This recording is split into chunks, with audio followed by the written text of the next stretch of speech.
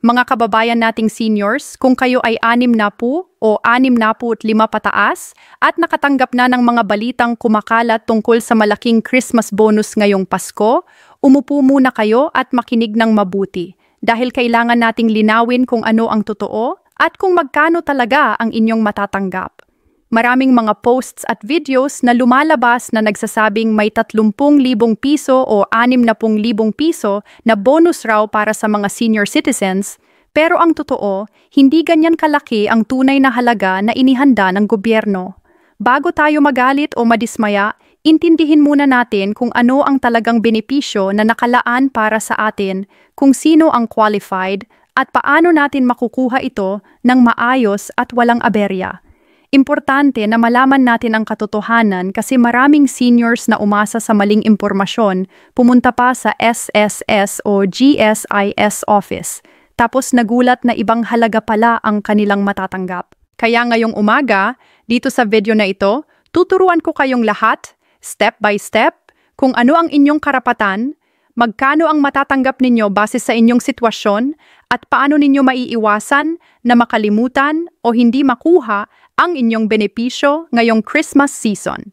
Kaya mga ka-senior, manatiling nakakabit sa video na ito hanggang sa dulo kasi mayroon akong mga tips na makakatulong sa inyo na ma-maximize ang inyong pension at benefits.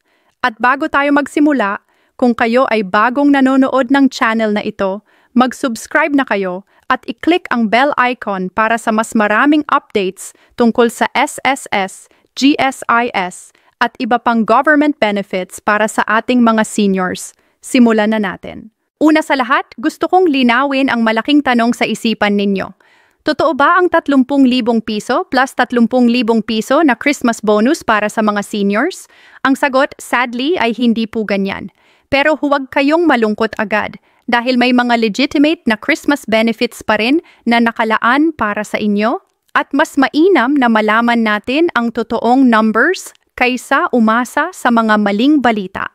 Tingnan natin isa-isa kung ano ang talagang matatanggap ng bawat uri ng senior pensioner. Para sa mga SSS pensioners, ang Christmas benefit na inyong matatanggap ay ang tinatawag na 13th month pension. Ibig sabihin, kung ang inyong regular monthly pension ay halimbawa 5,000 piso, ang inyong 13th month pension ay 5,000 piso din. Kung 8,000 piso naman ang inyong monthly pension, 8,000 piso din ang inyong 13th month. Simple lang yan, isa pang buwan ng pensyon na sobra sa regular na 12 buwan. Ngayong 2024, ang SSS ay naglabas na ng mahigit 32 bilyon para sa ika-13 buwang pensyon ng 3.6 na milyong pensioners. Ang kabutihan pa dito, maaga silang naglabas ng pera. Nagsimula na ang payout noong Nobyembre 27 para sa mga pensioners na ang date of contingency ay nasa 1 hanggang 15 ng buwan at December 4 naman para sa mga 16th to end of the month. Kaya kung kayo ay SSS pensioner, dapat nakatanggap na kayo ng inyong 13th month pension kasama ng December pension ninyo. Ngayon, sino ba ang qualified para sa SSS 13th month pension? Lahat ng retirement pensioners, survivor pensioners, total disability pensioners, at partial disability pensioners na may pension duration na hindi bababa sa 12 buwan ay qualified na tumanggap nito. Kahit ang mga dependent children na tumatanggap ng pension ay may karapatan din dito. Ang 13th month pension na ito ay hindi kasama ang medical allowance para sa mga may disability pension. Ibig sabihin, kung ang total monthly pension ninyo kasama ang medical allowance ay 6,500 piso, pero ang basic pension lamang ay 5,000 piso, ang inyong 13th month ay 5,000 piso lang, hindi 6,500 piso. Para naman sa mga GSIS pensioners, may Christmas cash gift din kayong matatanggap. Ang Christmas cash gift ng GSIS para sa 2024 ay umabot sa 3.7 bilyon para sa mahigit 358,000 qualified pensioners. Ang halaga ng cash gift na ito ay equivalent din sa 1-month pension ninyo, pero may maximum cap na 10,000 piso. Ibig sabihin, kung ang inyong monthly pension ay 7,000 piso, ang inyong Christmas cash gift ay 7,000 piso. Pero kung ang inyong monthly pension ay 15,000 piso, ang inyong matatanggap ay 10,000 piso lang dahil yan ang maximum. Nagsimula nang i-credit ang GSIS ang Christmas cash gift noong December 5, 2024, diretso sa inyong GSIS e-card. At ang December pension naman ay na-release noong December 6 instead of the regular December 8 schedule para mas maaga kayong makapag-prepare para sa holidays. Sino naman ang qualified sa GSIS Christmas Cash Gift?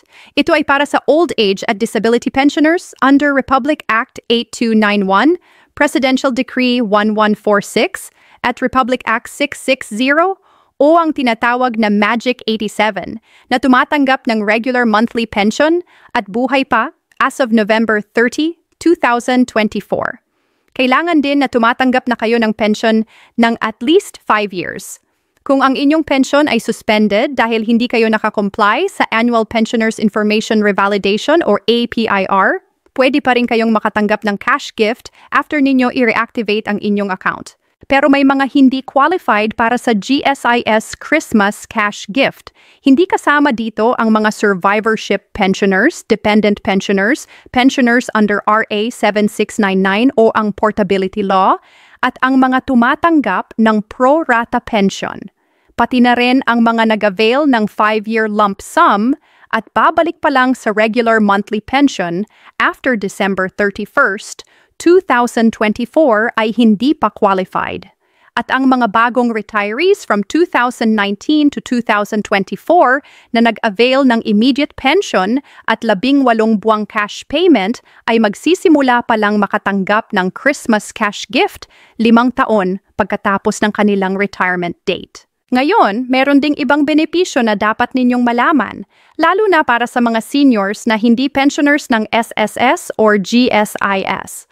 Para sa indigent senior citizens na saklaw ng Social Pension Program, meron kayong monthly allowance na 1,000 piso. At may proposed bill din sa Congress na ang House Bill 6,673 o ang Paskong Maligaya para kay Lolo at Lola Bill na naglalayong magbigay ng additional 1,000 piso year-end bonus sa indigent seniors on top ng monthly allowance ninyo. Pero tandaan, ito ay proposed pa lang at hindi pa batas, kaya huwag muna tayong umasa dyan hanggang sa hindi pa approved. May isa pang batas na dapat ninyong malaman, ang Republic Act 11,980 o ang Amended Centenarians Act. Dahil sa batas na ito, ang mga Filipinos na umaabot na ng 80 taong gulang ay tumatanggap ng 10,000 pisong cash gift at every 5 years thereafter hanggang umabot kayo ng 75 taong gulang, tumatanggap din kayo ng another 10,000 piso. Kapag naman umabot na kayo ng 100 taong gulang, ang cash gift ay pumapalo na ng 100,000 piso. Kaya kung kayo ay 80, 85, 70 o 75 taong gulang ngayong taon, may karapatan kayo sa cash gift na yan bukod pa sa inyong SSS o GSIS pension. Ngayon, pag-usapan naman natin kung paano ninyo makukuha ang inyong benefits ng maayos at paano ninyo iwawasan ang mga problema. Una, siguraduhing updated ang inyong records sa SSS o GSIS. Para sa SSS pensioners, kung nag-iba ang inyong address or contact details, i-update ninyo yan sa SSS. Para naman sa GSIS pensioners, kailangan ninyong sumunod sa Annual Pensioners Information Revalidation o APIR every year. Ang APIR na ito ay proof of life requirement at kung hindi kayo makakomply, ang inyong pension ay pwedeng masuspend.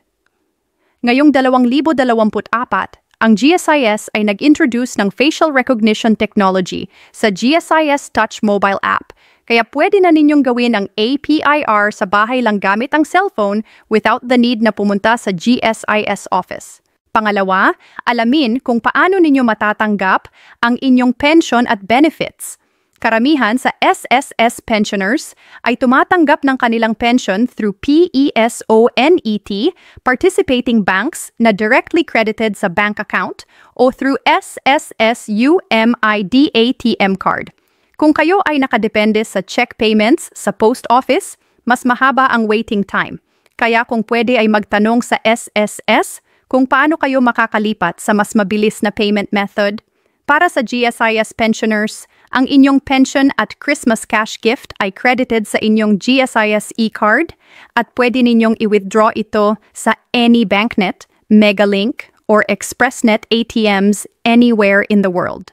Pangatlo, bantayan ang schedule ng payout. Para sa SSS, ang first batch ng pensioners ay nakakuha ng December at 13th month pension noong November 29, kung ang date of contingency ninyo ay 1st to 15th ng buwan at second batch noong December 4 kung 16th to end of the month. Para naman sa GSIS, ang Christmas cash gift ay credited na noong December 5 at ang December pension ay noong December 6. Kaya kung hindi pa kayo nakakatanggap by now, magpunta kayo sa branch or tumawag sa hotline para mag-follow up. Isa pang mahalagang bagay na kailangan ninyong malaman ay ang tungkol sa taxes. Sa ilalim ng Tax Reform for Acceleration and Inclusion or TRAIN Law, ang 13th month pay at iba pang benefits tulad ng Christmas bonus ay exempted from tax kung hindi lumalampas sa 70,000 piso per year. Kaya ang karamihan sa ating mga pensioners ay hindi naman kailangang mag-alala sa tax dahil ang 13th month pension ay usually mas mababa pa sa threshold na yan. Pag-usapan naman natin ang strategies para ma-maximize ang inyong retirement income ngayong Christmas season. Una, kung mayroon kayong SSS o GSIS pension at 60 taong gulang na kayo, huwag kalimutang mag-claim din ng inyong senior citizen ID at PhilHealth benefits. Ang senior citizen discount na 20% sa maraming establishments ay malaking tulong din, lalo na pag bumibili kayo ng gamot, groceries, o kumakain sa restaurant. Pag-aralan din ang SSS Pension Booster Program kung gusto ninyong mag-contribute pa rin kahit pensioner na kayo para tumaas ang inyong future benefits. Ikalawa, kung kayo ay qualified para sa cash gift ng Centenarians Act dahil 80 taong gulang o mas matanda na kayo, siguraduhin na file na ninyo ang application ninyo sa Office of Senior Citizens Affairs ng inyong city or municipality. Hindi automatic ang payout ng benefit na ito, kailangan ninyong mag-apply personally or through an authorized representative. Magdala ng valid ID, birth certificate, at proof of residence. Ikatlo, kung kayo ay indigent senior at tumatanggap ng social pension, siguraduhing updated ang inyong data sa DSWD. Ang social pension ay 1,000 piso kada buwan. At kung mayroon pang additional benefits na ipapatupad, kailangan na rehistrado kayo at updated ang inyong information. Ngayon, pag-usapan natin ang mga dapat ninyong iwasan. Maraming scammers ngayong panahon ng Pasko na nangongolekta ng processing fees para daw sa inyong benefits. Tandaan, ang SSS at GSIS ay hindi humihingi ng bayad para sa release ng inyong pension or Christmas bonus. Lahat ng legitimate na transactions ay free of charge. Kung may lumapit sa inyong nag-aalok, napapadali daw ang proseso basta magbayad kayo, ito ay scam. I-report ninyo ito sa authorities. Iwasan din ninyong magbigay ng inyong SSS or GSIS number, bank account details or ATM PIN sa kahit sino, kahit na nagsasabing from the government daw sila.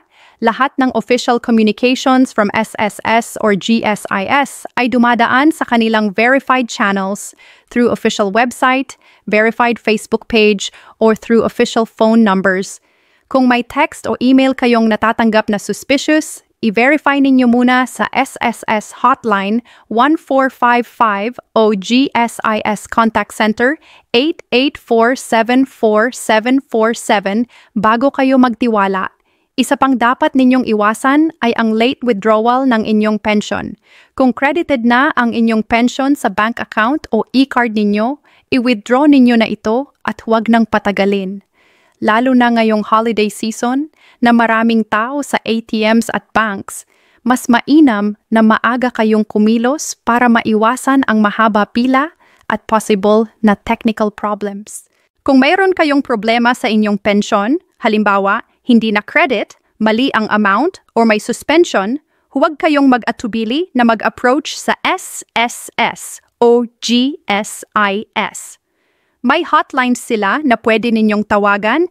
SSS hotline ay 1455 or toll-free 1-810-2255777 at GSIS Contact Center ay 884-74747 for Metro Manila or toll-free 1-800-884-74747 para sa Globe and TM subscribers. Pwede rin kayong mag-walk-in sa nearest branch pero ischedule ninyo ng maaga ang inyong visit at magdala ng lahat ng necessary documents para hindi kayo bumalik-balik. Para sa mga may access sa internet, gamitin ninyo ang online services ng SSS at GSIS.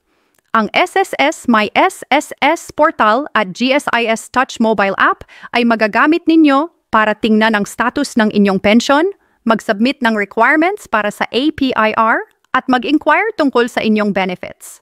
Mas convenient ito at hindi na kayo kailangang pumila sa office. Kung hindi kayo marunong gumamit ng internet, hilingin ninyo sa inyong mga apo o kabataan na community na tulungan kayong mag-access ng online services na ito. Isa pang tip na gusto kong ibahagi sa inyo ay tungkol sa pag-manage ng inyong Christmas bonus. Alam ko na maraming expenses ngayong Pasko, Noche Buena, regalo sa mga apo, bayad ng bills, pero mahalaga rin na mag-set aside kayo ng portion ng inyong bonus para sa emergency fund or para sa future needs. Kahit 500 o 1,000 piso lang, kung meron kayong naitatabi, malaking ginhawa yan sa oras ng kagipitan. Isaalang-alang din ninyo ang pagbili ng gamot na kailangan ninyo for the next few months kung meron kayong maintenance para hindi kayo biglang maubusan sa gitna ng taon. Ngayong 2025, may mga bagong programa rin ng SSS na dapat ninyong bantayan. Ayon sa announcements, ang SSS ay maglalabas ng Historic Pension Reform Program starting September, 2025 na magbibigay ng pension increase sa lahat ng types of pensioners. Ito ay 3 taong pension increase program, kaya bantayan ninyo ang updates from SSS para malaman kung magkano ang increase at kung kailan ito magsisimula. Ito ay magandang balita para sa ating lahat na umaasa sa pensyon para sa pang-araw-araw na gastusin. Sa GSIS naman, patuloy nilang pine-perfect ang kanilang services para sa pensioners. Ang facial recognition sa GSIS Touch app ay isa lang dito at meron pang ibang improvements na ipinapatupad para mas madali at mas accessible ang mga transactions. Kaya nga, mga ka-senior, importante na manatili tayong updated at informed tungkol sa mga pagbabago sa ating benefits at sa mga bagong programa ng gobyerno. Bago tayo magwakas, gusto kong linawin muli ang tungkol sa 30,000 piso plus 30,000 piso na balitang kumakalat. Hindi po totoo iyan. Ang tunay na Christmas benefits ay ang SSS 13th month pension na equivalent ng inyong 1-month pension. Ang GSIS Christmas Cash Gift na hanggang 10,000 piso maximum at ang Centenarians Act Cash Gift na 10,000 piso para sa mga 80 taong gulang at pataas tuwing 5 taon. Walang 60,000 piso na one-time bonus para sa lahat ng seniors, kaya huwag kayong maniwala sa mga fake news at misinformation. Always verify ang information from official sources lang. SSS website, GSIS website o sa official social media pages nila. Sa pagtatapos, gusto kong ipaalala sa inyong lahat na ang ating pension at benefits ay resulta ng ating mahabang taong pagtatrabaho at kontribusyon sa SSS o GSIS. Ito ay karapatan natin, hindi blessing o charity. Kaya huwag nating pagbaliwalahin ang ating karapatan at siguraduhin na kukuha natin ang lahat ng benefits na karapat-dapat sa atin.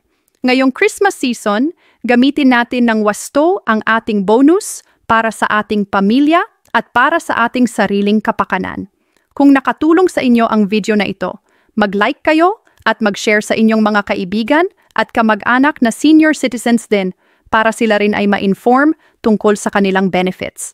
Mag-subscribe din kayo sa channel para sa mas maraming updates at tips tungkol sa SSS, GSIS, PhilHealth at iba pang government programs para sa seniors. Meron din akong ibang videos tungkol sa senior citizen privileges, healthcare benefits, at financial tips para sa retirement, kaya panoorin ninyo rin ang mga yon. Mula sa akin, naway magkaroon kayo ng masaya at maligayang Pasko kasama ang inyong mga mahal sa buhay. Maraming salamat sa inyong panonood at pakikinig. Hanggang sa muli, mag-ingat po kayo palagi at God bless.